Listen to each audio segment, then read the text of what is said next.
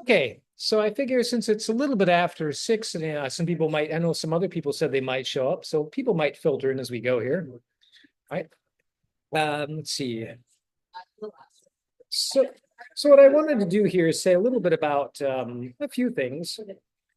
So, looking at just some general ideas about philosophy, right? If philosophy is about ideas, and ideas they matter, right? I mean, we kill people over them, right? We lock people up over them. We let people out of prison over them. So ideas are really important. But a lot of the times we don't give ideas that shape the world in our lives as much attention as we probably could or should, right? And that's, and a lot of times in life we can get away with that. We can get away with kind of glossing over big questions about ideas. But in philosophy, we try to stick with them and say, all right, let's see if we can get to the bottom of how these ideas connect with one another. Are there tensions between some of them? Are there maybe some interesting connections among them that maybe are not obvious? That's what we do in the world of philosophy.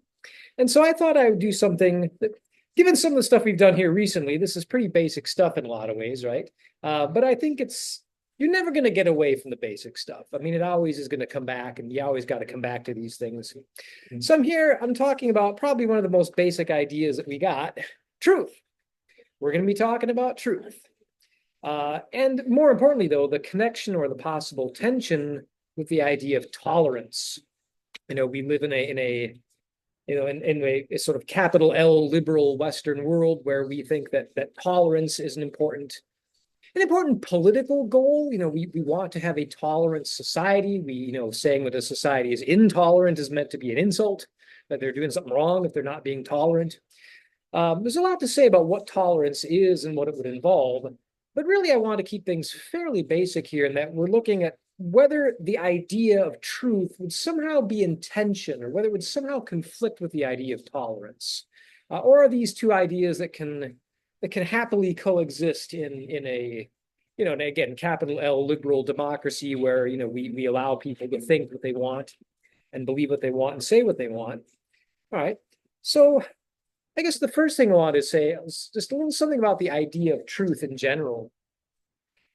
And this is kind of an interesting one because when I ask people, and sometimes I do this in my classes, either critical thinking or intro to philosophy, I just kind of prompt people cold. Hey, tell me what truth is. And I get some really interesting answers out of that one, let me tell you. But interestingly, they all seem to circle the same set of ideas. And I think what's going on is they're not really talking about truth at all. I mean, of course, I think people have a sense of what truth is. I think people do understand the idea. They just aren't necessarily sure how to talk about it. Because then when they try, they give me all these answers that, well, no, this can't be right. So one important thing is that there's a difference between truth and belief. I mean, just to take one really obvious, well, that comes up a lot. I say, well, what is truth? And the answer that a lot of people give me is, well, it's what you believe. Like, well, yeah, but then of course the obvious follow-up question is, well, could you believe something and it turns out not to be true? And then they all instantly agree, well, yeah, of course you could believe something that's not true. It's like, well, there you go. Belief and truth must be different animals, right? These have to be distinct ideas, right? Another one that people often bring up is they say, well, truth is something that you have some kind of compelling evidence for, something you can back up. It's like, well, but if I say that there's life in the next galaxy, could that be true? And they all, then when asked the question, they all immediately agree that, well, yeah, of course that could be true. But does anyone have any evidence for this? And well, the answer is no. I mean, nobody has any evidence for this one way or another. I mean, there might be a life in the next galaxy, or there might not be. But nevertheless, it could be true. So truth shouldn't be, I think what they have in mind there is they're equating truth with something like knowledge. I think that's what's going on there. And now that makes sense again, maybe in conversation when you would insist that something is true. Presumably you wouldn't do that unless you had what you took to be pretty compelling reasons for thinking it. Right? But they are, again, different ideas that we got to tease apart. So truth isn't the same thing as belief. It's not the same thing as knowledge. Well, then what is it? Right. And that's, then usually people, this is usually the point where people get frustrated and start saying, all right, well, you tell me, what is it? Right. Um, and this is one of these situations where I think that it's an indefinable idea. I think that some ideas have got to be indefinable. And a lot of concepts, a lot of words, a lot of ideas you can break down into simpler components. So, like if somebody says, "Well, what's a bachelor?" It's like, "Oh, well, let's see, a bachelor would be an adult man who's unmarried and who's never been married." You can say something. You can break the concept of a bachelor down into something simpler. Or like, what's a table? You can say something about, well, it's a kind of furniture. It's designed in a certain way to do certain things, right? No, but then at some point, these definitions got to stop. You got to come down to something and think, look, either you get this or you don't. I mean, there really isn't any way to break this concept down into any simpler parts. You can give just people examples and hope that they catch on. Like, it's true that today's Tuesday, and it's not true that it's not Tuesday, right? And just eventually you hope they catch on, because if they don't, I got nothing. I mean, I really can't break this down any simpler. And there are lots of ideas like this in various disciplines. Like in mathematics, I know that they traditionally treat number as primitive, as indefinable. You try asking a mathematician for a definition of number, I mean, they're not going to have one. They'll give you examples. Two's a number, three's a number, four's a number, yeah. And they hope you catch on, because if you don't, they got nothing. I mean, you just can't break number down into anything simpler. I mean, you can kind of cheat by saying, well, it's a member of the number series, like the what series now? The number series, obviously, like that series and no other ones. All right.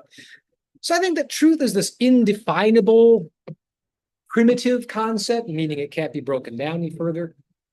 But that's not to say that there's not things we can't say about it. There are some very important things we can say about truth. And one of them is that it's got to be objective. Because that's the other follow-up question I have for people when I do this in my classes. I say, well, do you think that something can be true for you but not true for me? Does it just depend on the person or something? And sometimes people will say, well, yeah, it depends on the person. But then, of course, if they do think that, they're really thinking of something like belief. It's like, well, I mean, some people, it's true for some people that vaccines cause autism, and it's not true for other people. It's like, well, but is that right? I mean, isn't it better to say that some people believe that vaccines cause autism and other people don't believe that they do? So you're talking again about belief, right? Not about truth itself. So truth has to be, I mean, if it makes sense here to talk about it all, we have to say that if something's true, it's true for everybody. There can't be such a thing as true for you, but not true for me. We could believe different things are true, of course. Maybe I believe Bigfoot exists and you don't believe Bigfoot exists. But it can't be true for me that Bigfoot exists and not true for you that Bigfoot exists. That doesn't make any sense at all. It's nonsense. Yeah. Okay. So yeah, that itself is a pretty interesting question. It was the question, in case you couldn't hear it on the video there, is what's the difference between knowledge and truth? And part of the distinction is going to have to do with the idea that something to be knowledge, you have to have some positive reason to think that it is true. Which is why I would say I don't know whether there's life in the next galaxy. I wouldn't call that an item of knowledge because I have no evidence. I have no evidence one way or the other. I got nothing. I mean, I suspect it because space is big. I suspect there's something alive over there somewhere, but I would not call that knowledge. So we don't have the knowledge, and maybe we never will have the knowledge because that's kind of relative to us. Like, well, what information do we have available to us? And we might not know, but there is still a fact. There is still a truth. There could be a truth out there, we're just not aware of it. Yeah. And there have to be, another one of the examples I like to give in class, and it would say that on the day he was murdered, Julius Caesar ate eggs for breakfast. I mean, is that true? Might be. Maybe he did. I guess if you're going to get murdered, you might as well get murdered on after a good breakfast, right? But we don't know. We have no evidence at all, and we never. I'd be very surprised if we ever do know. I mean, I can't see evidence turning up that would settle this one, right? So we find like Julius Caesar's breakfast diaries or something, and I don't think that's going to happen. But nevertheless, it seems like there still has to be an answer, even though we'll never know. But there is like, as galling as it might be, I mean, there still is a truth. Either he did or he didn't. We'll just never know. That help? That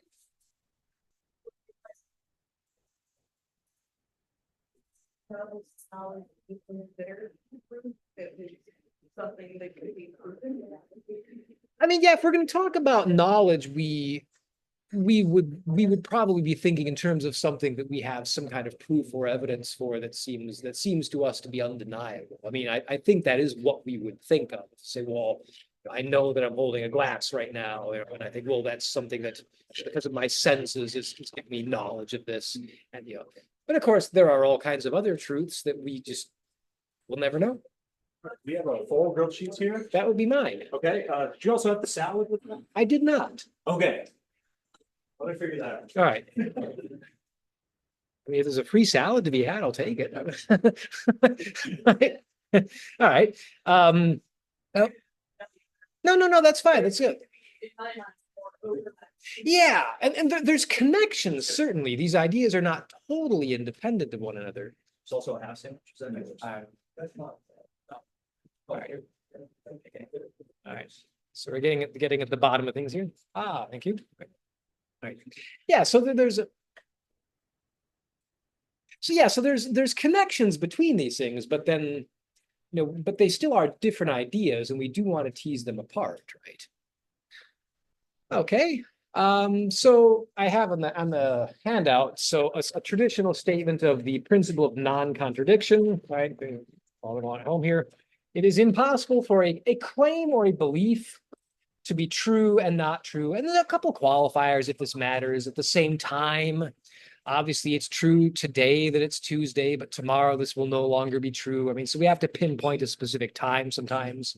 And in the same sense, and of course, if you start monkeying around with the meanings of words, well, then this is another way that people sometimes try to fudge this one. They'll say something like, well, it can be true that there's a bat in the shed, but not true that there's a bat in the shed.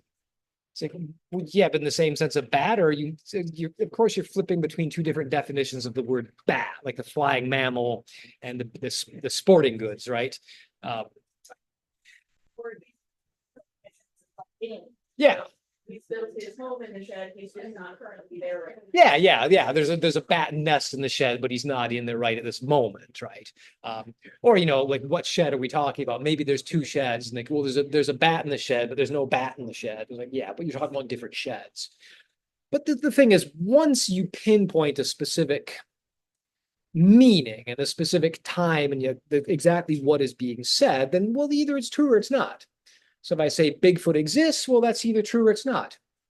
Again, that's just getting back to the same idea that it can't be true for you that Bigfoot exists and not true for me, or vice versa. It's either true or it's not. And maybe we'll never know whether it's true, but nevertheless, it's either true or it's not. Okay. And of course, the ultimate test of this idea is, well, see what happens if you try denying it. I mean, what if you say, well, because not making this up. I've had people say this to me. Well, there is no truth. There is no objective truth. It's like, well, yeah, what's wrong with saying that? There's a very obvious problem with saying that. The contradiction. Yeah, it's self-contradictory. Because if they say, well, there is no truth, it's like, wait a minute, are you telling me that what you just said is true? And of course they are. That's why they said it. They say, well, this is a truth that you should recognize, Tostenson. And I say, well, then it's false. Then there is at least one truth. I mean, right? I mean, duh. I mean, this seems, it just is not something that can be consistently denied. I mean, you have to say this. Okay. So good so far. It's making sense. And again, a lot of this, of course, is pretty elementary stuff. I mean, you take philosophy classes, you get into this stuff pretty quickly. We try to deal with these stuff pretty early on. I try to cover some of the stuff in my critical thinking course. But nevertheless, I mean, a lot of people, again, in my experience, have never really sat down and tried to think their way through these with any kind of care, which means that, again, I think they do intuitively understand truth. If I tell them, well, I have and I have not fixed your car. I mean, yeah, pretty quickly they're going to, yeah, of course they understand that can't be right. It's like, well, it's true for me that I fixed your muffler. right? Yeah. Well, that's true for me that I paid you, right? Yeah. I mean, the obvious, I mean, yeah, people pick up on that right away. Of course they do. They just, again, have a hard time clearly talking about it. And I think that's a lot of the value in philosophy is just, even if it's pretty basic stuff, just being able to clearly state the basic stuff has got to be a win. I mean, it's got to be important because otherwise just it gets all muddled. Right. Okay. So I was going to shift gears a little bit and start talking about the second part of this, tolerance. So we ready? All right. So tolerance, what about it? Well, specifically, what I had in mind here was tolerance in terms of belief. We tolerate beliefs that people have or that people might verbally express or they might try to publish. That's where I was primarily thinking here. And beliefs matter to us because they're a guide for us to live our lives. I mean, we do what we do because we believe certain things. I mean, just you're here now because you believe this was when this thing was going on, and if you thought it was at 6:30, you probably wouldn't be here for another 10 minutes. I mean that's just a very simple example. But of course, they get a lot more complicated. Deciding what I'm going to do with my life. I decided that I believed it was possible to pursue a career in philosophy. If I did not believe that, I wouldn't have done it. I'd have done something else.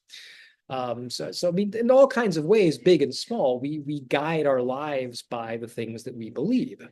And beliefs, of course, are what we think is true. I mean, that's what we mean by a belief. If I believe that P, I think that P is true, or P is some statement, some proposition, right? Okay. And the obvious point is that people disagree on some level about what things are true. I mean, I don't think too many people are going to dispute that I got a glass in my hand right now. Maybe somebody would. But most people would be willing to grant me that one. But there are disagreements about other things. I mean, we say we ought to go to war with these people. I mean, some people might say, yes, we should do that. And other people are saying, no, we should not do that. Or, this is a good idea. There's another people going to say, no, that's not a good idea. Or this is fireproof. And someone else says, no, I don't think it is. I don't believe that's fireproof. I don't believe that dish is microwave safe. Right. I mean, we have all these disputes, but those are kind of silly examples, but they're real examples all the way up to does God exist? I mean, is there an afterlife? I mean, does it matter what I do on this earth before I die? I mean, people have massive disagreements about these things, right? And they go and they're ancient disputes. And the thing that I want to point out, and the reason why I want to hit these after some discussion of truth, is just to stress, again, maybe an obvious fact, but it is a fact you got to stress. These are real disagreements. I mean, if I say, this dish is microwave safe and you say, no, it's not, I mean, that's a real disagreement. We think different things are true. And that goes for the silly stuff like that, but it also goes for things like, whether God exists. I mean, if someone says, God exists, I believe God exists. And then someone else says, no, I don't think God exists. I think that's just imaginary. I mean, that's a real disagreement. Some things maybe there's not real disagreements. Like if I say, hazelnut coffee is gross, but then apparently people like it because they still sell it. People apparently buy it. All right, there you go. All right. Well, there, I mean, good example then, right? Yeah. Yeah. I mean, here, yeah, I mean, here it doesn't look like we have a real disagreement. Like, I don't think I'm actually disagreeing with you. I just say, well, look, to me, it tastes funny. I mean, it's kind of an unpleasant taste to me. And there it does make sense to talk about, well, me. I'm talking about my taste buds. They're my taste buds, they're not yours. You got yours, I got mine. Things taste differently to us. I like really, really spicy food. I can't get enough spice. Other people just, they taste something that's, anything spicier than mayonnaise and they run screaming out of the room, right? And again, is there a real disagreement here? Not really. I don't think so. I don't think we're really disagreeing on any matter of truth. But of course, like, does God exist? I don't think is like that. Or philosophy is a worthwhile thing to study. And then someone says, no, it's not. It's like, I don't think that is no, there, I don't mean like, well, I should pursue it and maybe you shouldn't. That's possible. I mean, given different people's interests and abilities and aptitudes, maybe someone says, no, I don't think philosophy would be a career path for me. And then someone else says, yeah, I think it would be. Yeah, I don't think that's a disagreement because each of them's kind of talking about themselves. But if the idea, if somebody comes along and says, well, philosophy is just silly and we shouldn't have it in universities and no one should study this nonsense. Like, no, I don't think that's true at all. And there, I think we have a real disagreement. I mean, we think different things are true. We have inconsistent beliefs, right?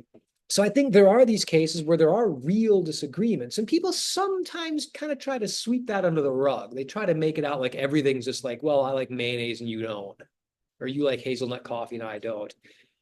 Maybe you think God exists and I don't. It's like, stop, back up. One of those things is not like the others, right? I mean, there's one of those involves a real disagreement. Like whether God exists or whether there's an afterlife or whether there's reincarnation, or whatever. I mean, it's either it's true or it's not. I mean, there's got to be an answer, even if we'll never be able to figure it out to everybody's satisfaction. There's got to be an answer.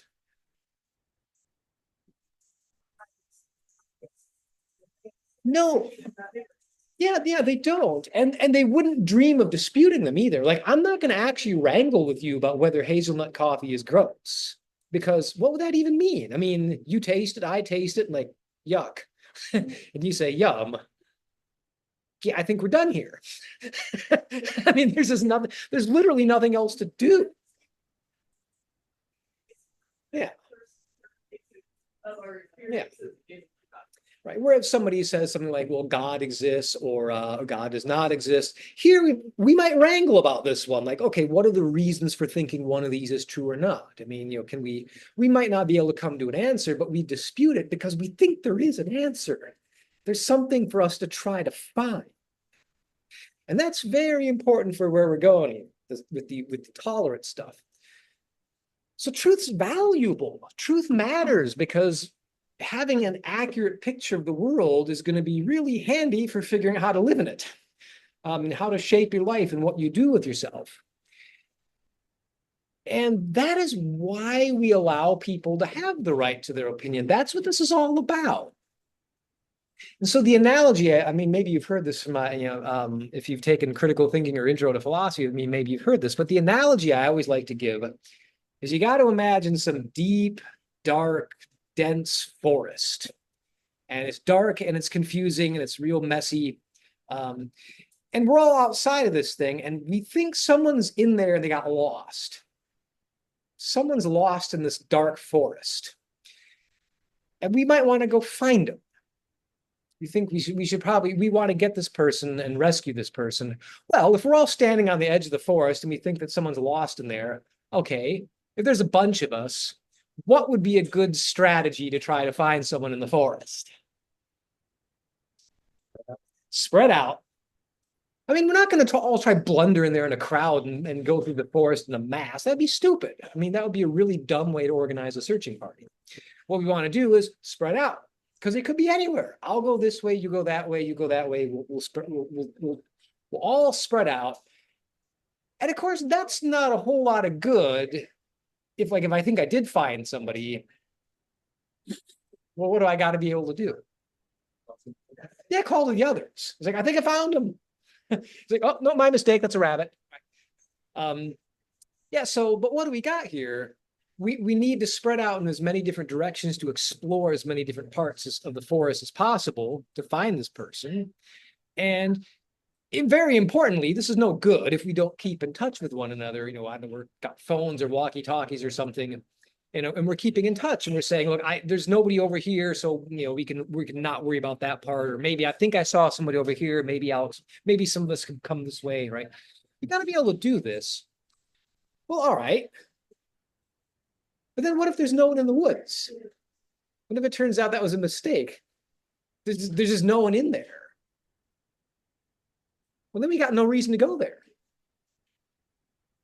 I mean, the woods is dark and potentially dangerous and confusing, and we don't want more people getting lost. So if no one's in there to find, there's nothing for us to do, right? And that's an important idea. Because of course, the analogy here, the deep dark forest, that would be the universe. That's the world we live in. It's deep and it's dark and it's confusing and potentially dangerous. There's all kinds of crazy stuff going on. The person lost in the woods, that would be truth. There's something in there in this mess for us to find. or at least we think there is. So a good idea would be, let's spread out. You look into this stuff, I'll look into this stuff, you look into that stuff. We'll all spread out in different directions, right? And we're going to keep in touch, though. We have to keep in touch, because if I think I found something, I want to be able to tell everybody else, hey, I think I found something, because they're going to want to know that. And maybe I didn't find anything, but then we can get a bunch of eyes on the situation. Like, no, you didn't find anything. That was, that wasn't what you thought it was. Like, oh, okay. So I'll keep looking. What we got here is freedom of inquiry, freedom of expression, freedom of association. Like maybe a bunch of us want to get together and explore something together, right? This makes sense. I mean, freedoms to explore and talk about and think about and investigate, either individually or with like-minded, spirits. This makes sense in a world where there is truth to find. It doesn't necessarily make sense in a world where there's no truth to find. If truth is just whatever a person individually thinks it is, like, well, truth is whatever I want to believe is true. If I want to believe that Bigfoot exists, that's true for me. It's like, okay, let's go out in the woods and see if we can find him. Why? It's true for me. What's the point? I mean, what's the point of investigation if truth is, or what if there's just no answer to find? Like there just isn't a fact. No. Well, so what's the point? It seems like inquiry and freedom of expression and freedom of thought. That's one important takeaway that one connection between these ideas that is maybe not obvious to people, but I think that people agree when it's happening. They've had it kind of point out to them that the whole idea of freedom of inquiry and freedom of thought and freedom of belief and freedom of expression, it presupposes truth. I mean, those things depend conceptually on the idea that there's something to find. If there's nothing to find, why should I let you run around the world where you might hurt yourself? If there is something to find, well, then maybe you got to go out and do it. But if there's nothing to find, then maybe I should just keep you safe and not let you think dangerous thoughts to yourself, right? Or confuse other people by saying dangerous things to them. And I have on the handout, one of the things I want this handout for. This is what the historian Timothy Snyder had, this wonderful book called On Tyranny, which is looking at tyranny as a kind of historical phenomenon. And he says this, and I thought this was a wonderful quote here. He says, he says facts, and by facts he means truths. To abandon facts, to abandon truth, is to abandon freedom. If nothing's true, then no one can criticize power, because there's no basis upon which to do so. And that's another very important idea. I mean, if there's no truth, you can't speak truth to power. There's nothing to say. The party says, well, this is how things are. And you say, but the party's wrong. I think they're lying, or I think they're mistaken, right? I mean, if there's truth, that could be right. It could be that they got things wrong, or that they're genuinely lying. They're saying things are true that really aren't. And maybe it would be in everybody's interest to try to set the record straight here, right? Or this other quote I have here, a somewhat lengthier quote from John Stuart Mill, this wonderful little book called On Liberty. It's a short book. It's a good book. It's worth reading.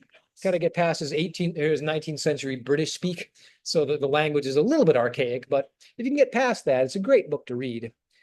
And he has here, the peculiar evil of silencing the expression of an opinion is that it is robbing the human race, posterity as well as the existing generation, those who dissent from the opinion still more than those who hold it. If the opinion is right, they are deprived of the opportunity of exchanging error for truth. If wrong, they lose what is almost as great a benefit, the clear perception and lively impression of truth produced by its collision with error. I love this. Right? So again, there, Mill, he's forcibly, if you read this book, he's forcibly defending essentially unlimited freedom of inquiry, freedom of thought, freedom of expression. I mean, he's really a very, very powerful defender of these kinds of freedoms, there's these liberties to think what you want and speak your mind. And so he's recommending a very broad kind of tolerance. But what he's saying here is that, well, if the opinion's right, if what somebody thinks is true, then forcing that person to shut up like shutting him down by force in some way, would be robbing us of a truth, right? But right there, of course, he's presupposing there's truth. There's something to be found that we want to find.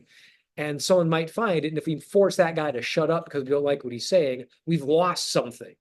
Like when people said, well, hey, maybe the Earth's actually not the center of the solar system, and people would suggest this, and maybe people would say, oh no, you can't be saying stuff like that. That's crazy, that's confusing, that's dangerous.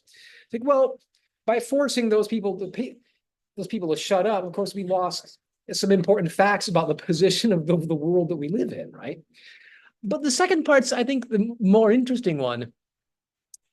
If the opinion is wrong, we lose the clear perception and livelier impression of truth produced by its collision with error. I love this. I love this. I think he's right. I think he is right. Please say that in a different way. Well, yeah, I mean, I was going to say, all right, the clear perception and livelier impression of truth produced by its collision with error. So he's imagining somebody who's just wrong. I mean, somebody who's believing and saying something that's just false. But it's, why do we allow someone to go around saying false things and publishing false things? See, what we get a clear perception and livelier impression of truth produced by its collision with error. Mm-hmm. And a good way to approach this is to just think of an example. I think there's plenty of examples I could think of. Like I was thinking of the flat earthers. I always pull up the flat earthers in my intro classes and just show them like the flat earther website. I mean, these people running around in the 21st century, unless they're pulling my leg, and they might be, it's hard to tell, they're actually thinking the earth is flat. I mean, in this day and age, I mean, we've known the earth was roughly spherical for well over 2,000 years. And these people are running around saying that there's actually a big disk. And like NASA is a big, on some massive conspiracy for God knows what reason. I can't imagine what would be in it for them. But see, all right, so these people right? I'm going to go ahead and say no. Is their view even reasonable? No, it's not. We've had extremely good reasons for thinking the Earth is roughly spherical for well over 2,000 years. This one really was settled a long time ago. But then the interesting thing is, I run this by my students in class and say, all right, so everyone said, well, yeah, of course the Earth's basically a sphere. It's like, yeah, but why do we think that? What is the reason that we have for thinking the Earth is roughly spherical? And interestingly, a lot of people don't know. They don't know. They said, well, that's just what they always told us. Yeah, that's what they always told you. How do they know they weren't just telling you nonsense? Why are the flat earthers wrong? They are. Oh, yeah, they're wrong. But why?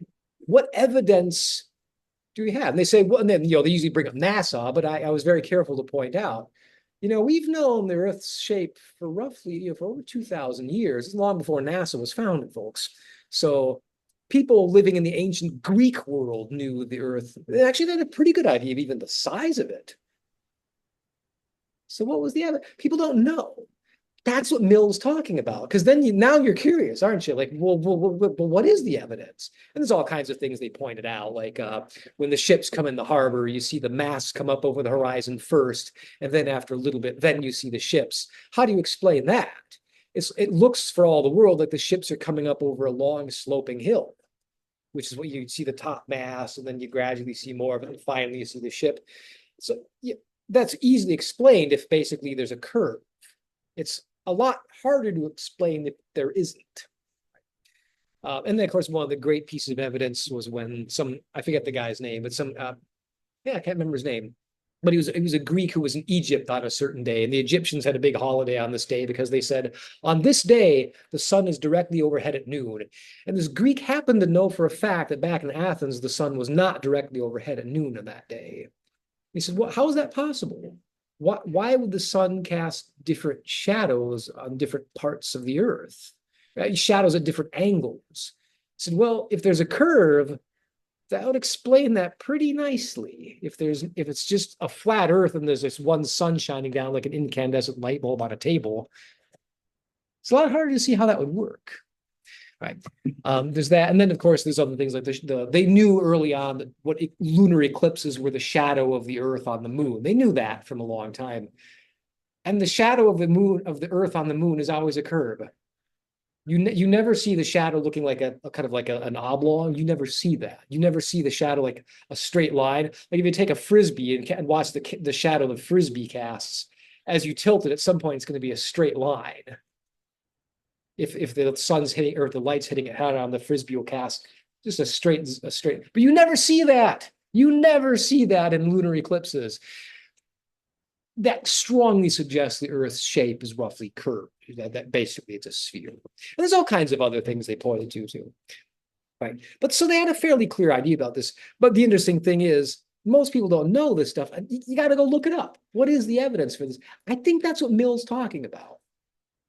Yeah, and that's a silly example. I use that one because that one's pretty safe, and that was not kind of non-threatening. Most people aren't really bothered by this. They think the flat earthers are a bit funny. Right. But of course, there's more serious things too, right? I mean, like there are people running around who deny that the Holocaust happened. Which is a little more of it has a little more serious real world consequences. Holocaust deniers. Well, of course they're wrong. But why are they wrong? Like what are they saying, and where are they putting their foot wrong? I mean, like why do they think this evidence is not compelling? And they'll try to give you reasons, and the reasons don't hold up to scrutiny. But then it's good to know that. It's like, yeah, these reasons that they're offering are just silly. They don't hold up to scrutiny. And it's good to know that. It's one thing to say, oh, okay, you people are just stupid, so shut. Like in Europe, I know that I don't know about all of Europe, I know many parts of Europe anyway, Holocaust denial is a crime. I mean, I know you said you'd lived in Germany for a while, I think, right? Yeah. And in Germany, these people are forcibly kept quiet by at least some European governments. It's considered hate speech, and they forbid hate speech. And there are reasons why they want to do that, but then as I think Mill's suggestion, he's the ghost of John Stuart Mill in the background here saying, no, folks, that's a mistake, because you're kind of playing into their hands now. Instead of saying, look, you people have got your conclusions don't follow from what you think is evidence. They just don't. This is just nonsense. But if you just forcibly shut them down, that kind of plays into their hands, because then they get to say, well, we're just asking, or we're just trying to tell it like it is. And this is not helping anybody probably. Right. And as offensive as their speech may be, and of course it's offensive, but nevertheless, there comes a point where like, oh, all right, let's hear it. And okay, what are your reasons? And no, they don't make any sense at all. And therefore you people are just it's just nonsense. You people are a bunch of idiots. So I think that's what Mill's driving at when he talks about this. I mean, someone comes along and says, yeah, the Earth's only 10,000 years old. Like, wait, what? I grew up on that actually. Did you? Yeah. Yeah, a lot of people do. Yeah. And thought as well, is that right? No, that's not right. It's not right at all. It's like, well, wait a minute, but what is the evidence? And like you look at this kind of, this young earth creationism and like, yeah, right. And that's another answer that I mean, that's an interesting thing we could get into, the idea that sometimes I think it's not that people don't necessarily understand what truth is. I think in some cases they say, well, look, it doesn't matter. It's because something else is going on. It's some kind of group identification. Like if you say the Earth's 10,000 years old, you're a member of our tribe. You're one of us. What did I just see? It was I forget this woman's name. But she I think, was she a congressman? I'd have to look at the details. But she posted an AI image. I don't know if you saw this. She posted an AI image of like this crying, sobbing little child in a boat with a pathetic little dog. Supposedly she was a refugee. She was in the hurricane that just wrecked Florida or the East Coast. And a bunch, this kind of made the rounds on what was formerly Twitter, now is X, right? And people post this image. It's a weird looking image. If you look at it closely, like it's clearly AI. I mean, it's an AI image, but this was making the rounds and then people pretty quickly called out. It's like, look, that's not a real photograph. It's this tragic expression on this little girl's face, and she has this pathetic little dog with her, right? It's this heartbreaking image, but it's fake. It is fake. And then some people called him out and said, well, that's fake. That's an AI image. And I think the people who first started sending that around just weren't very AI savvy, and they thought that was a real photograph. But then interesting enough, once this is pointed out, a bunch of people did take him down. A bunch of people did, but this one congresswoman from, I don't know, was she from Georgia? I'd have to look this up, but she kept it up, and when she said something along the lines of, "It's emblematic."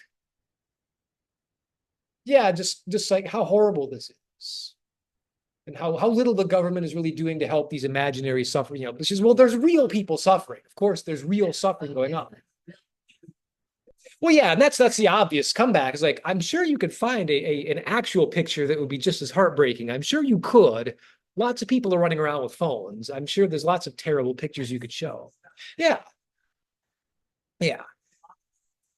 Yeah, so but then her response was effectively like, it doesn't matter if this really is a photograph or not. It's symbolic of something. Yeah, and I don't agree. I think she should have taken it down. But just interesting, her response is kind of effectively saying, well, this isn't really about truth as such. Because but then as she said, which is true, a lot of people are suffering, and it's probably you could find people who are in that bad a position. I just don't happen to have photographs of them for some reason, although tons of them must exist, right? But that's again, I think something else is going on there, which people talk about as living in a post-truth age, and I think that's a lot of what's going on, is that certain things, they become group signifiers and like tribal markings, right? Your totem, and whether it's true or not kind of becomes irrelevant. That's not really the question to ask. But of course, my thought here is that it is, because it still matters a lot. Like, what's true and what isn't matters a great deal, and we shouldn't lose track of that. So the one of the two takeaways I want to get is that the idea of truth is, it's not inconsistent with a really profound respect for political talk. Like I said, Mill was one of the most powerful defenders of political tolerance you could imagine. I can't think of really anyone who was more gung-ho about defending as much political tolerance as you could have. And yet Mill, as that quote is making clear, of course, he believes in objective, absolute truth. In fact, he thinks that's the basis of the whole thing. It's about either finding truth or at least getting a clear understanding of truth by running into people who are obviously wrong for reasons that, it's kind of exercise for your brain to figure out, like, okay, why are you so wrong? Like, what is going on here? Yeah, but you get rid of truth, well, what's left? As Snyder said in that quote there's certainly nothing left to criticize power. So that's one takeaway, is that a very important sense of tolerance depends on the idea of truth. Like, we need the idea of truth to make sense of this political idea.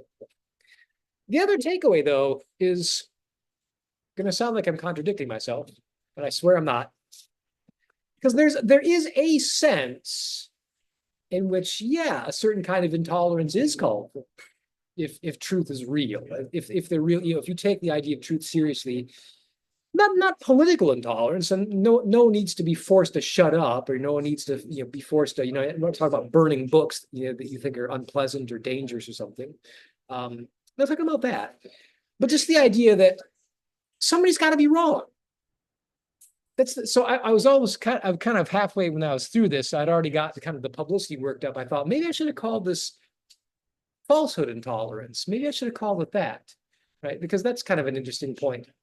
Because if someone says God exists and someone else says God does not exist, the thing is, somebody's wrong. Somebody is mistaken. However the chips fall, when it turns out a whole lot of people are just flat out wrong. Right? That's an important point.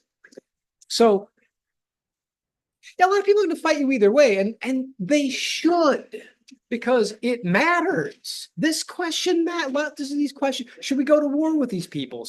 Well, maybe we should, maybe we shouldn't. Is this true or not? I mean, are these claims that we make, or these things that we say, well, we ought to do this because of X, Y, and Z. Really? I mean, does that really follow? Is that true? Since we can't have true contradictions, right? So Rob isn't here to talk to us about paralogics here, right? But yeah, so if somebody says, the Earth's flat, and someone says the Earth's not flat, somebody's got to be wrong. At least one of these people is wrong. Well, if someone says the earth's flat and someone else says it's not, one of them's wrong and one of them's right. I mean, that has to be the case. And that means there's something to wrangle about. There is something to discuss. There's something to find. And it's unlike the case of like, well, I like hazelnut and maybe you don't. I mean, there's no sense arguing over that. It'd be stupid. And we shouldn't. I mean, we're not going to actually have some intense debate of whether sriracha really is too spicy. I mean, we're not going to have that conversation because it would be dumb, right? There's no conversation to be had.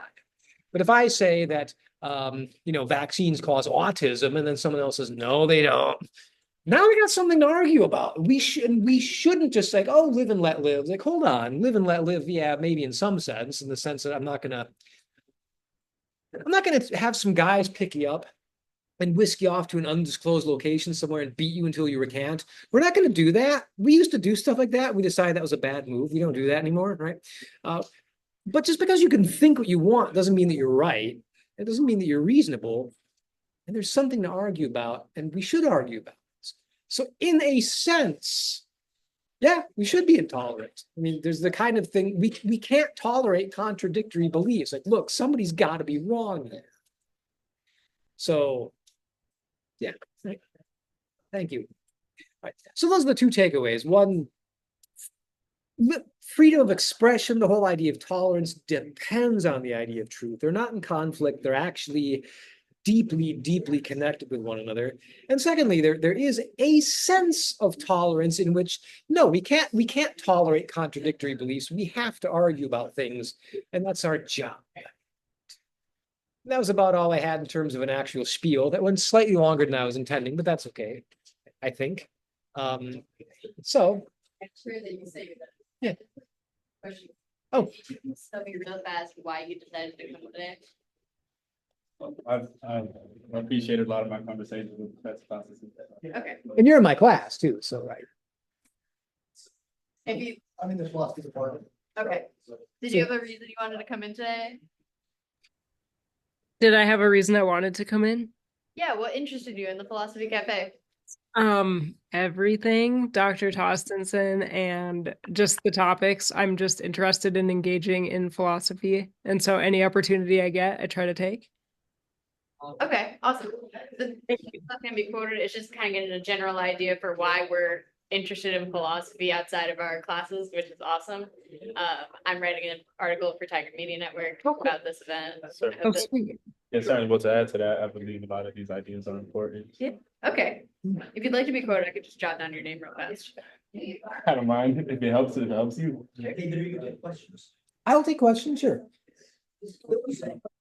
I remember hearing Oprah Winfrey. She did a show in which she interviewed Nazis. in Spain. You want me to type? And the reason she did it was sort of what Your Neil name. suggested. Bringing these ideas into the light would discredit them. Right? She would bring them out and people will see them for what they are and they'll be exposed and they'll. And she said, partway through the show, she looked down at the audience and told people not. I realized this is a bad idea. When you expose people to things, some people will find them agreeable. Yeah. Find those attractive. Mhm.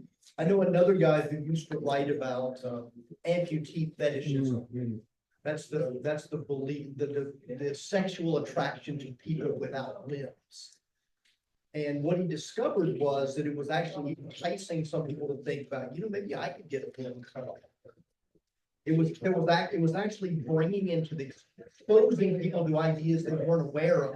And for a small portion of the population, that became, hey, I never thought about that. I kind of like that too. And so, isn't there also some danger of exposing people to ideas that are harmful? In that some of those people, non-reflective, are going to embrace them. I mean, Bill seems to be of the opinion, and I think he's largely correct, that when you expose good ideas and bad ideas, we hope the good ideas will prevail. But that is not always true. No, it is not. Like the anarchist cookbook showing people how to build bombs and how to make poisons. And so some people said, we need to ban these ideas because they're harmful, they'll kill people. Yeah. You expose people to the Tylenol poisoner back in the 80s, I guess it was, and more people started poisoning other people. School shootings, exposing them cause more. Yeah, yeah. So how do we, to the extent that we can, be tolerant, but also recognize that exposing certain ideas will cause those ideas to at least somewhat to proliferate? Yeah, and that's of course a very real danger. I mean, like the internet is amplified enormously. There's now the flat earthers got a website, you know, and I think they're relatively harmless for the most part. But I An mean, NBA player who Yeah. also not too long ago was saying, yeah, I think it's, I think there's something to it. yeah, Because he Yeah. hadn't looked into it, but he said, you know, there's experts out there who think it's true. yeah, and of course it's part of it is like, well, there's just it's better to have it than the alternative, which is, you know, like they don't necessarily have to be invited on Oprah Winfrey. And probably if I was Oprah Winfrey's agent, I would have strongly urged her not to Well, do she that. said after that, she could actually do it again. Yeah. I realized it actually had the opposite effect for some Yeah. members of the audience. Yeah, for some, Yeah, yeah. you know, I kind of agree with that guy. Yeah. And it's interesting to think what's going on there, but yeah, of course, but for one thing, there is a difference between not giving people a platform versus forcing them, you know, to be silent. Right? Like I wouldn't have a Holocaust denier on my show, but I don't know that I would necessarily want to see it criminalized either, as it is in at least some parts of Europe. And yeah, I mean, so that's one thing to think about, is just because we ought to allow people to think what they want and say what they want, sort of on their own time, does not mean that I have to give them time. Because I mean, I got my own liberties here, right? And as they so I'm like, well, equal time. You ought to let, you know, the white supremacists on your show. Like, no, that's not going to happen. That's just not. I'm sorry. So there's that. But of course, then there is the deeper problem, which is that if they are, you know, again, the age of the internet, almost anybody can get a web domain and have some, you know, spew whatever toxic nonsense they want to spew on the internet, and they do. Yes, I mean, that's with microphones. Yeah, and it's just like, well, I mean, partly is again, it's something's got to give. The question is what, and just, you know, forcing people to be silent again. I think, well, I know because I've read some of these, you know, neo-Nazis who, I mean, they kind of wear the fact that they've been banned in Europe as kind of a badge of honor. You know, I mean, yeah, and there is the danger that if they allow them to publish their stuff, some fool will read it and take it seriously. So there's that. So which is not a great answer, but it's maybe I don't know if there is a great answer. It's just like, you know, something's got to give, right? The other thing, of course, and this is what I think Mill had actually had in mind. I mean, he was imagining a very vibrant marketplace of ideas. And interesting enough, we don't have that. And I think that's part of the reason why these people are so easily gulled by idiots, is because they're just, you say, they've never heard ideas clearly stated before. To them, that's a novelty. Like, oh, you clearly articulated something and suggested reasons to think it's true. Well, this is sorcery. Oh. Like, you gotta be onto something here. It's like, no. See, it strikes me that one of the flaws, the critical thinking flaw that people that really leads to this is sort of unwillingness to seek out the reasons on the other side. Right? And if you believe the moon is a fake, Oh yeah. then you say to yourself, well, why do the experts think that it's not, that it's true? What would be their evidence? And when you look at it, you say, oh, well, they've got answers to all these problems that I had come up with. Right? They've got plausible sounding answers. In order to believe that it was conspiracy, you have to believe that tens of thousands of people who were working on the moon project were all in on it. Yeah. Right? That they went to elaborate lengths to build all these models. and these thousands Yeah. of pages of. It would have been easier to just do it. Right. Yeah, and so if you think that, then you need to look and say, well, what's the evidence on the other side? And that's one of the things I try to instill in my students in critical thinking is you don't really understand your position until you understand why people disagree with you. It's just doing that one thing, asking why do people on the other side believe what they believe. Often that's enough to make you realize I don't have very good reason to make that. Just getting people to do that. Yeah. Like, why do the people who disagree with me? So for example, I live out on Facebook on my white likes, and I would see people say things like, I don't understand why anybody could vote for Trump, or I don't understand why anybody could vote for Harris. And the right answer is, yeah, you don't understand. Because you haven't taken the time to really try to understand the other side. They may not be right, but they have reasons. And if you're gonna say they're wrong, you need to understand what those reasons are. It's like a jury trying to adjudicate a case after hearing only one side of the evidence. Listen to both sides, try to understand. It's sort of like the golden rule of epistemology. Yeah. Put yourself in the other person's position and try to understand where he's coming from. Yeah. Yeah, and then we don't, for whatever reason, we don't really encourage that much, and No, so we don't. then those people, not only are they just not used to this, and those intellectual muscles never get developed, and so that's why I think they're so easily gulled by some idiot going on Oprah Winfrey, Yep. because he sounds like he knows what he's talking about. In some of my high school writing classes or English classes in general, we were, at least for a couple of assignments, required, maybe this was college as well, I've been out of school for a bit, it all runs together, but you were required to include, thanks, you were required to include arguments from the other side. Okay, yeah, good. Like, or at least respond to, at the very least, respond to arguments from the other side in your papers. But I graduated high school 10 years ago. I graduated college. What's 10 minus 4? 5.5. I was a December grad. So Yeah. Yeah, that's good. And that's like, again, I think that's what Mill is imagining. Like the picture that he has of the world is this really vibrant kind of intellectual climate that we don't have. We're in a swamp. Right. And it's, there's things you can do about it. Like, you can talk about the concept of truth, for example, just off the top of my head, you could do that. But then of course, what do we get? We get people shutting down philosophy programs is what we get. So there you go. Right.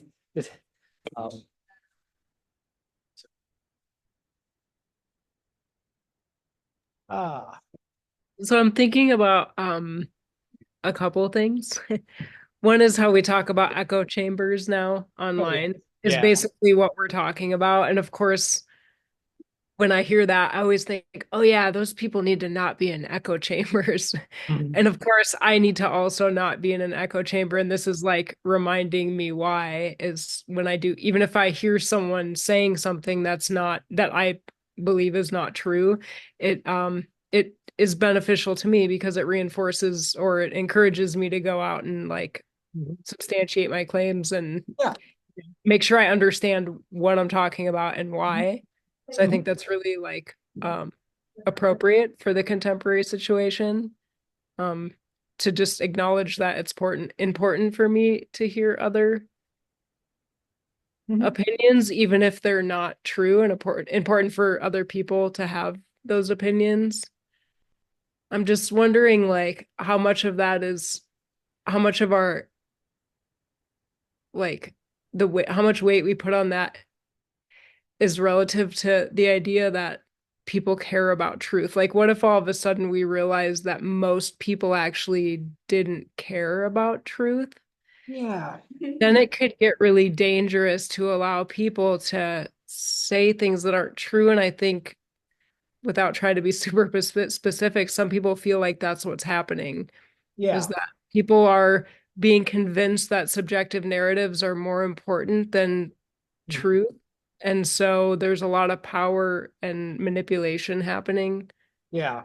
Like, at what point does that outweigh the benefit of the people that probably already are interested in truth, reinforcing our, the depth to which we believe things. I don't know Yeah. if that makes sense. Yeah, that's good because again, it's like I said, I say I'm going to talk about the idea of truth, and a lot of people think that, well, I mean, there's just not much you can say. I mean, something's either true or it's not, and everybody understands that. It's like, well, they on some level they do, but then there's other things going on, and I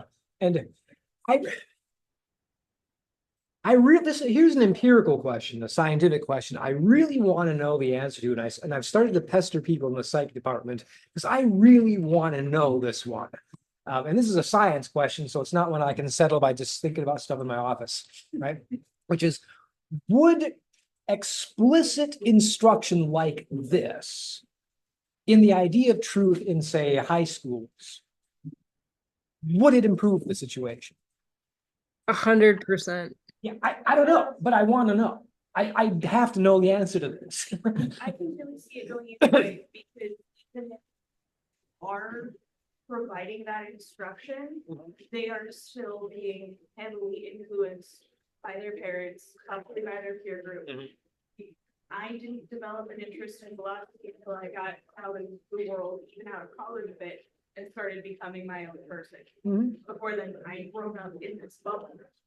And was kind of indoctrinated not to believe it. And then once I did, I was a lot more open to a lot more ideas. And so I mean, but just discussing this idea of truth, I think it could help. I don't, as long as we stuck to generalities, with classes stuck to generalities, kind of like we're doing now, that could be productive. I could just see by the time we get into specifics, like there being a lot of ruffled feathers, possibly among parents, possibly among their institutions. Yeah. Yeah, I mean, of course, encouraging the kids to ask questions has gotten people killed in ancient Greece, right? But yeah, so I was wondering though, I mean, because again, I think everybody on some level does understand truth. It's just that what happens, I think, is that they slide back and forth between different commitments without necessarily being clear that they are doing so. I think that just as psychology, that is what is happening. Yeah, and I think that at least some kind of explicit instruction like this would at least make them forcibly aware that, yes, this is what you are doing. I mean, you realize that you are opting for a kind of narrative rather than trying to figure out what is actually true. Of course, then once you say it out loud, then am I really doing that? It's like, yeah, you are. Right. And maybe you can do that, but you should know that that is what you are doing and fully understand that that is what you are doing. And then certain ones will turn around and think to it even harder. But yeah, I come from a very Christian background, and there's I think that there is such an entity between, especially very passionate conservative Christians and philosophy departments. I know what you mean. So because of where I've grown up, I can just see that going either way in terms of effectiveness, in terms of given that certain states are losing their minds over books, like, oh no, Yeah. you're getting children to question because how dare you? Like, you could do it, and I think it could help.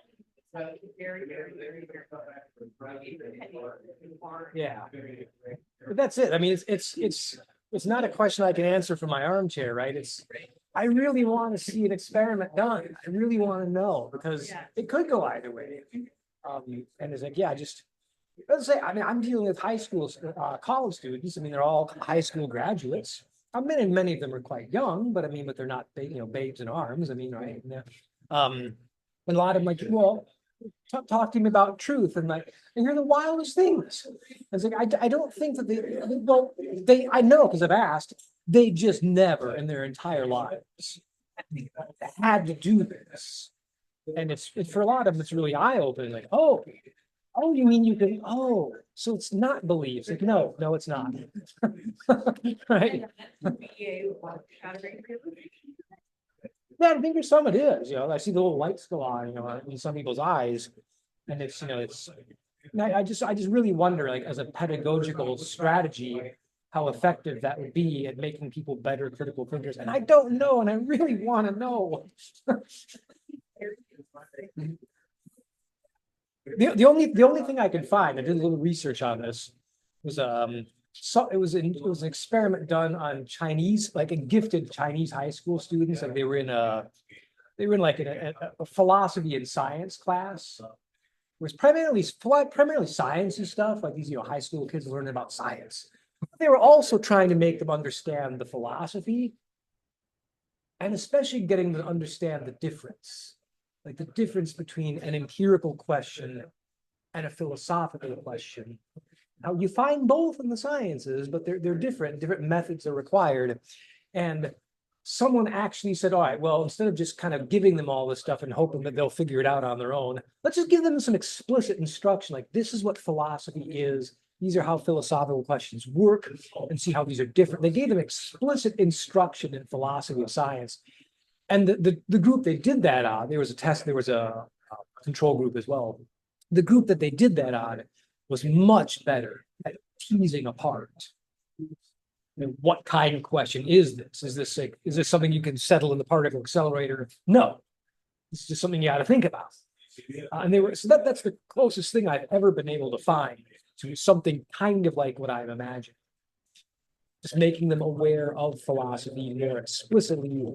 Not surprisingly, they were better at picking out what was and was not a philosophical question. Not necessarily better at finding truth or thinking critically across No, the yeah, board, but right. who knows, again, we don't have that knowledge. Yeah. Also test it. Yeah, I don't know how good they were at science or philosophy, but at least they could tell the difference. And I thought, okay, it's not quite what I'm after, but I think that's interesting enough to pick up. Like I think it's worth trying. And I keep pestering people in the psych department and say, I really want to do this. One of the things that's different about society now, I don't think people are less informed or critically thinking from the thinking that were 40 years ago. Yeah. But what we used to have was a kind of an agreement about who could be trusted to Yes. give us information. Right, so there were certain newscasters like Walter Clyde. Everybody trusted Uncle Walt. Man in America, right? You could trust that what he said was generally true. He wasn't going to be fudging it one way or another. He's going to give you the face to go. And we sort of agreed at the time that you could listen to him and trust what he would tell us about what's happening in the world. I think we lost this. We now decided that I can trust Bob and you can go up in SNDC. I can't trust them and you can't trust whatever. Right? If we don't have an agreed source of trustworthy information.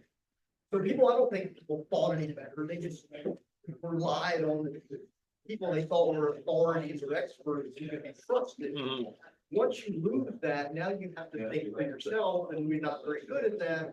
So we just believe whatever seems to conform to our own idea. Yeah. Because we don't have that trust. Yeah.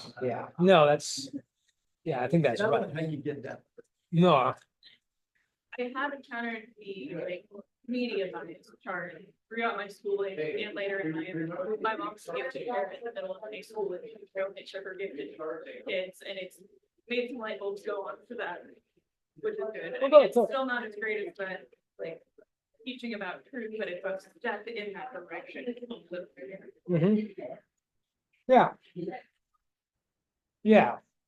I think if we present it as a tool and just a kind of general tool, like if we assume that humans are looking into the forest and we're curious about whether there's someone lost out there at all, and we're kind of all maybe fairly equally inclined to want to search for that person and believe that they're there, and we present it just as a tool. I think it's been really interesting to see that it doesn't mean that it's going to land everyone in the same place. That's kind of what's blowing my mind about the learning about philosophy is two people can use the exact same tool and land in with totally opposite views and be able to justify them to almost the same degree.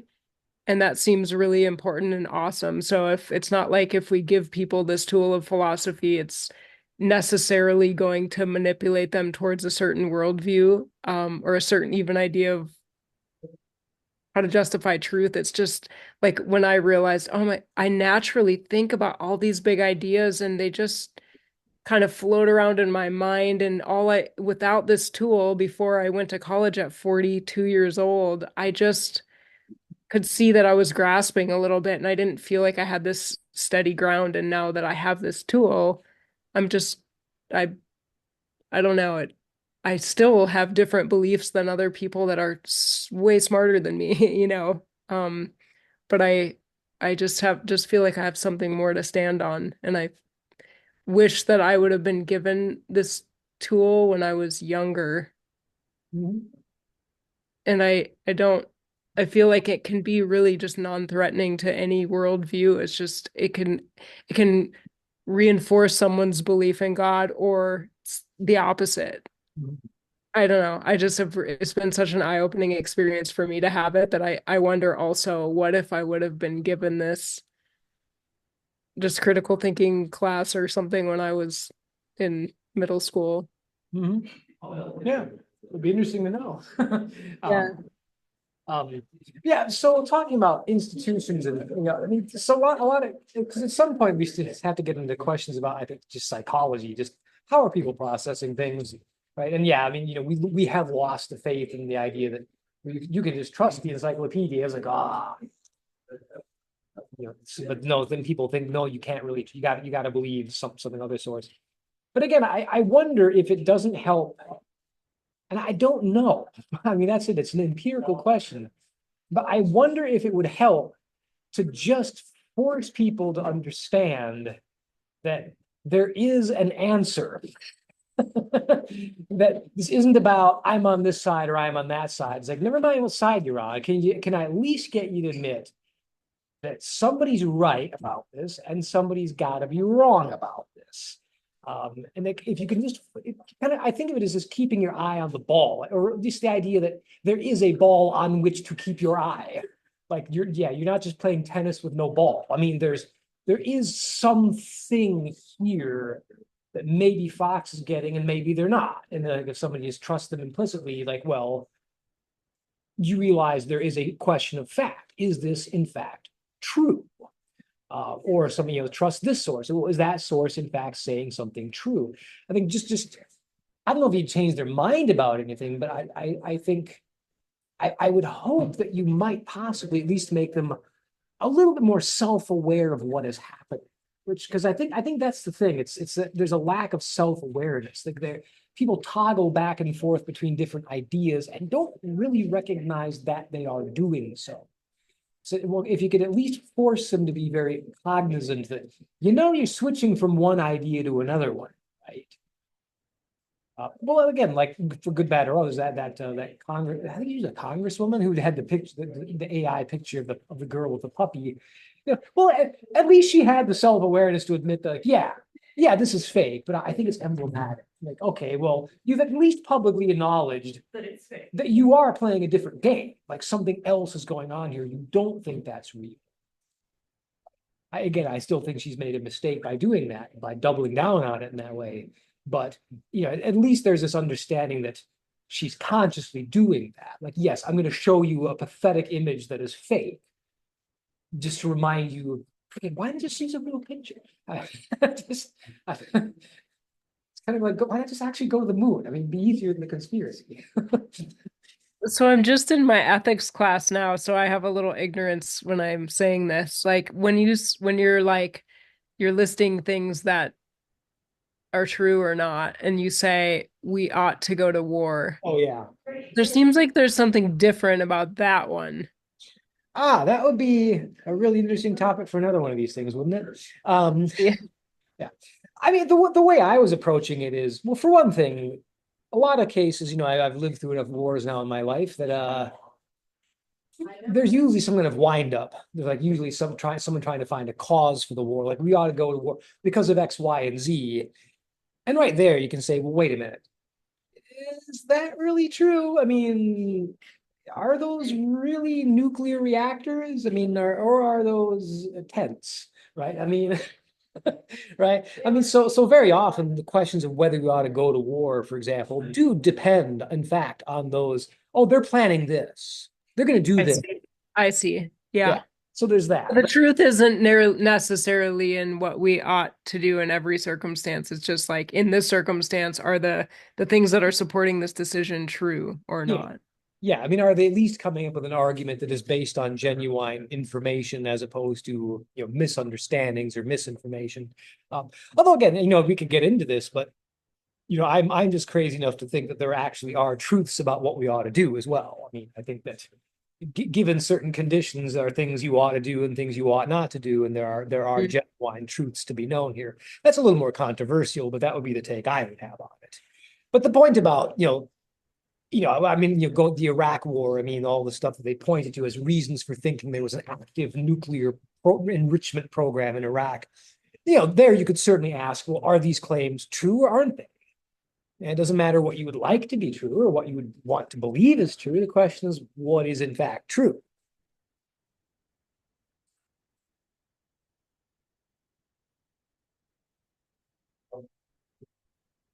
Yeah, I mean,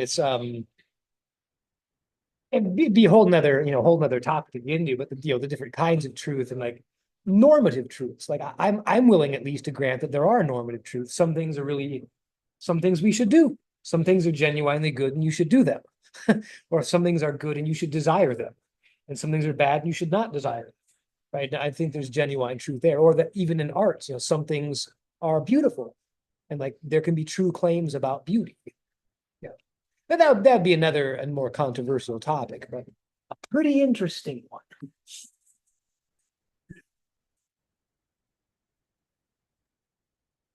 I think it's helpful to just acknowledge that it's okay to feel like, wow, this feels complicated. Well, yeah, in Like, fact, I think that would undo a lot of the damage if people were just yeah, willing to say, "Oh, this is complicated. I'm not sure what's really going on." Like, thank you. yeah, just some intellectual humility. Just instead of insisting, like, no, my uncle was right, and like, and like, regardless, it's like, well, I mean, that's not helpful, and and realizing again, just if you want to shift to a question of tribal loyalty, fine, but at least acknowledge that that is what you are in fact doing. Hmm. Hmm.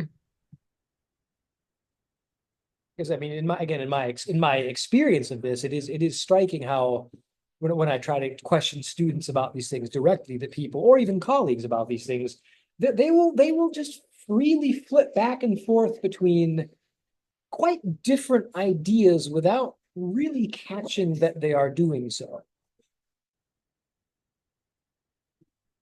Like, if I say that something's true, someone might think, oh, you mean that no one will ever be allowed to question that. Like, that is not what I said, and that is not what I meant.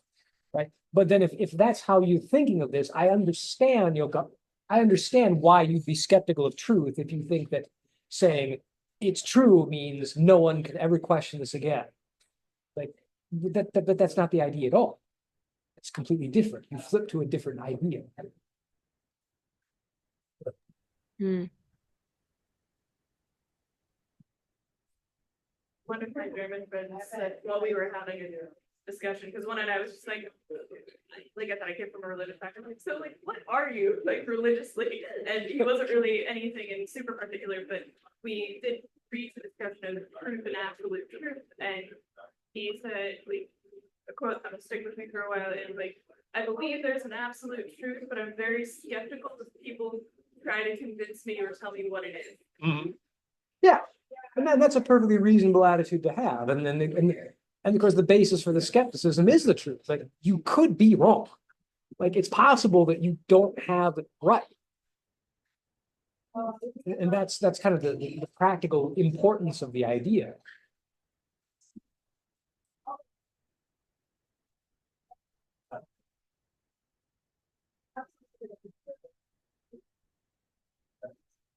I know it's about all I got. Well, thank you for doing this. Yes, thanks for showing up. Small but mighty.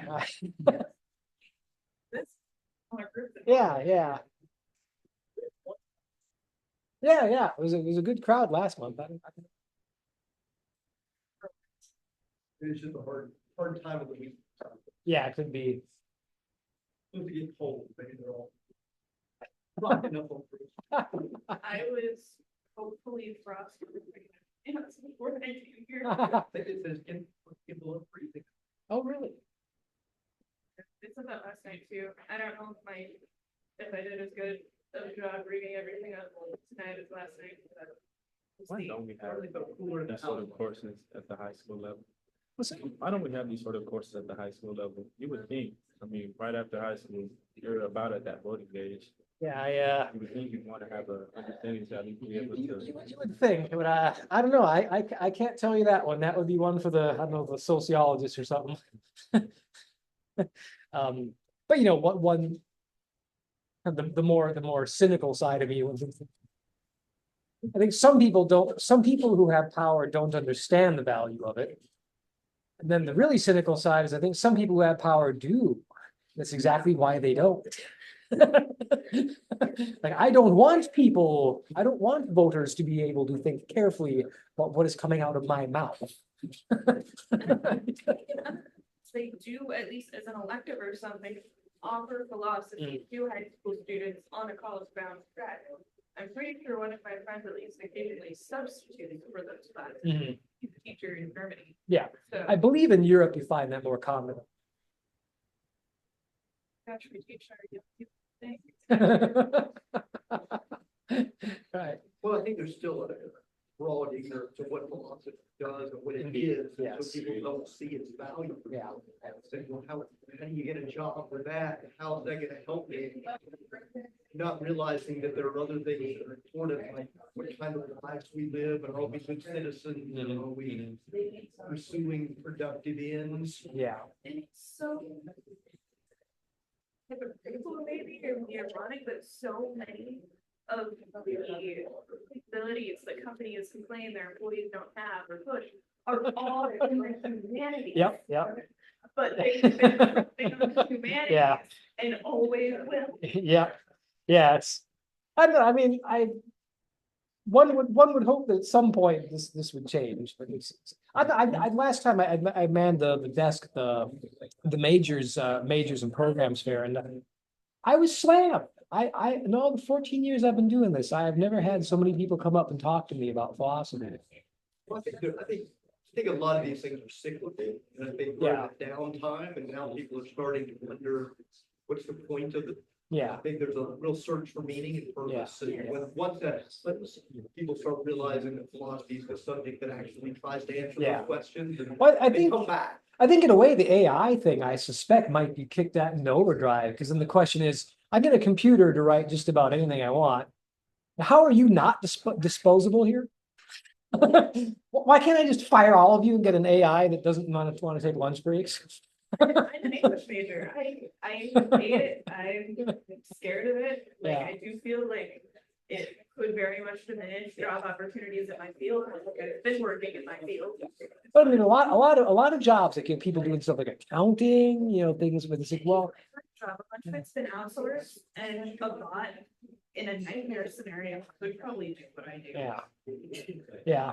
I think once that kind of filters through people's consciousness, like, oh, what exactly can I do that no machine can? What would be it?